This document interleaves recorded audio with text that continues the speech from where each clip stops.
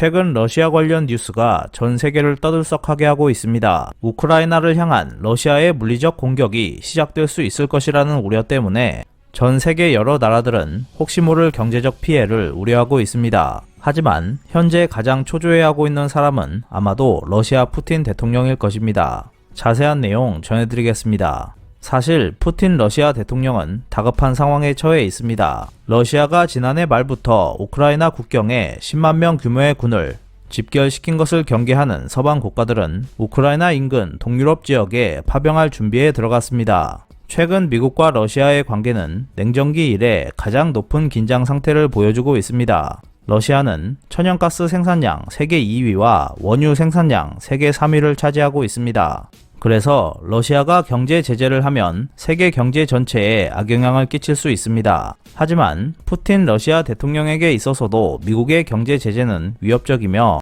러시아의 공세를 막기 위해서는 강경한 조치가 불가피하다는 논조가 강해지고 있습니다. 사실 러시아는 경제적으로 심각한 위기 상황에 놓여 있습니다. 그리고 러시아는 미국으로부터 추가 제재를 받는 것을 매우 두려워하고 있습니다. 국제사회에서 천연가스가 주목될 때가 많긴 하지만 러시아 경제의 기둥은 원유입니다. 러시아의 석유 산업은 러시아 GDP의 15%를 차지하고 있고 수출의 40%를 차지하고 있으며 연방 재정 세입의 30%를 차지하고 있습니다. 소련 붕괴를 불러온 근본 원인은 1980년대 후반 국제 유가의 급락이었으며 21세기에 들어서면서 세계 유가가 다시 상승함에 따라 푸틴 러시아 대통령은 러시아를 대국의 지위로 부활시킬 수 있었습니다. 하지만 지금 그런 러시아의 명운을 쥐고 있는 석유 산업에 이변이 생기고 있습니다. 지난해 12월 러시아의 원유 생산량은 하루 1090만 배럴로 전달과 같은 수준이었습니다. 오펙과 러시아 등 대산유국으로 구성된 오펙 플러스는 매달 하루 40만 배럴 증산을 계획하고 있지만 러시아는 자국에 부과된 생산량 목표에 4만 배럴을 채우지 못하고 있습니다. 지난해 러시아의 원유 생산량은 전년보다 25만 배럴 늘어난 하루 1052만 배럴이었지만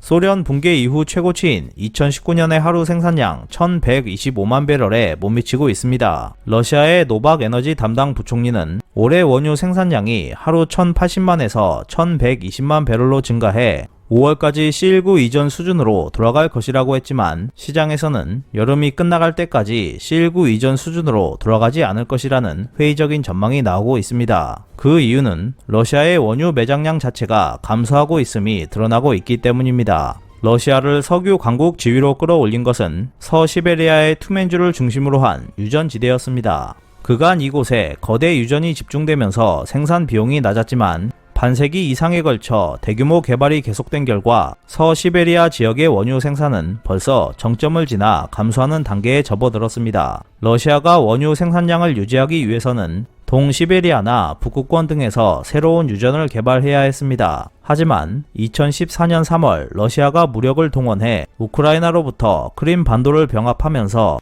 미국의 경제 제재를 받게 되었는데 이후 러시아는 기술과 자금 양면에서 제약을 받아 기대만큼의 개발을 진행시키지 못했습니다. 러시아 정부가 2020년에 책정한 2035년 에너지 전략에서는 2035년 시점의 원유 생산량은 아무리 좋아도 현상 유지밖에 안 되고 나쁘면 현재보다 약 12% 감소할 것으로 예측했습니다. 이후 러시아 정부 관리들은 잇따라 자국산 원유의 수명이 20년이 채 안 될 수 있다는 비관적인 전망을 내놓기 시작했습니다. 서시베리아 지역의 유전이 고갈되고 자국의 석유 산업이 점차 악화될 위험이 높아지고 있는 가운데 러시아에 있어서 매우 중요한 과제는 미국이 진행하고 있는 경제 제재를 어떻게 풀 것인가 하는 것에 있습니다. 러시아 입장에서는 우크라이나 사태 때문에 서방 국가들로부터 추가 제재를 받는 것을 어떻게든 막아야 한다는 것이 속내일 것입니다. 그리고 현재 사태를 통해 기존의 경제 제재를 풀어보려고도 시도할 것입니다. 서방 국가들의 경제 제재와 함께 러시아 경제의 또 다른 고민은 심각한 인구 감소에 있습니다. 지난 1월 28일 러시아 연방통계국은 러시아의 인구가 지난해 100만 명 이상 감소했다고 발표했습니다. 러시아의 인구 감소폭은 소련 붕괴 이후 최악이었습니다. 그렇지 않아도 경제가 나빠지고 출산율이 저하되고 있었는데 C19의 영향은 인구 감소를 증폭시켰습니다. 러시아 정부는 2020년 여름 세계 최초로 C19 백신인 스푸트니크 V를 승인했지만 자국산 백신에 대한 러시아인들의 뿌리 깊은 불신으로 접종률은 40%대로 저조했습니다.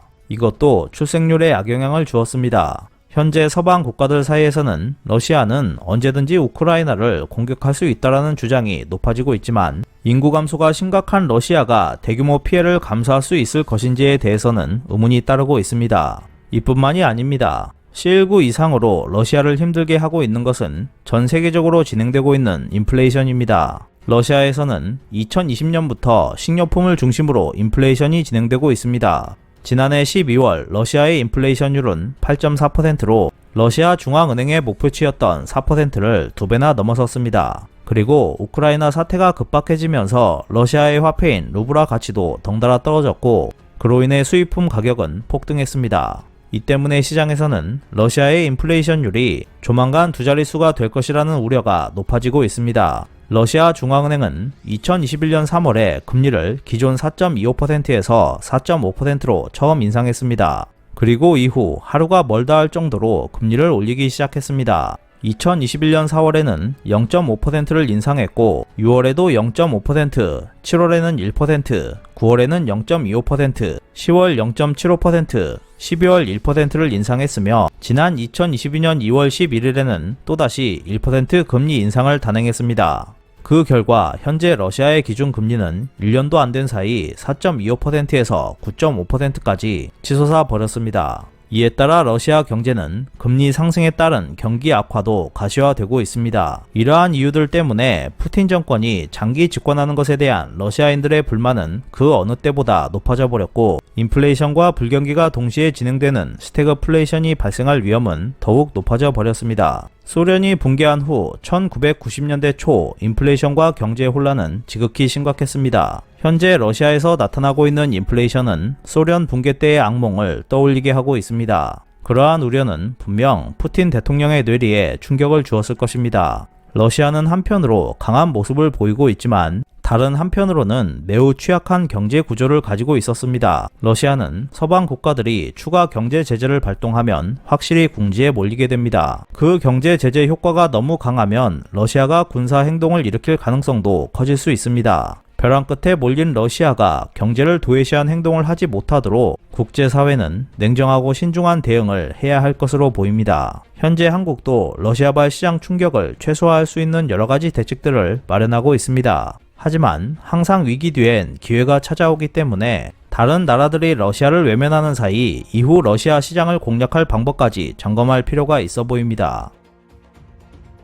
오늘 준비한 소식은 여기까지입니다. 끝까지 시청해주셔서 감사합니다.